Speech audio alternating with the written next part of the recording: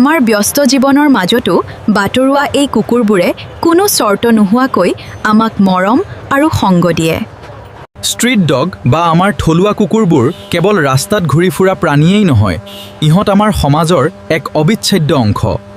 অলপ খাদ্য বা মৰম পালেই ইহঁতে আমাক পহৰা দিয়ে আৰু আমাৰ অকলশৰীয়া মুহূৰ্তবোৰৰ সংগী হয়।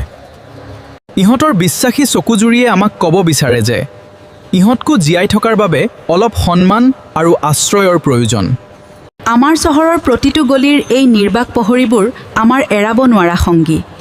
ইহঁতক অৱজ্ঞা নকৰি অলপ মৰম দিওঁ আহক। প্ৰতিটো খোজত আমাৰ ছাতুৰ দৰে পিছে পিছে অহা এই বন্ধুসকলৰ বাবে আমাৰ মনত অলপ সহানুভূতি থকাটো প্ৰয়োজন। ষ্ট্ৰীট ডগবোৰ পথৰ সংগী। মৰমৰ কোনো ভাষা নাথাকে, থাকে কেৱল এটা অবুজ অনুভূতি। আহক আমাৰ পথৰ সংগীবোৰক আদৰি লওঁ।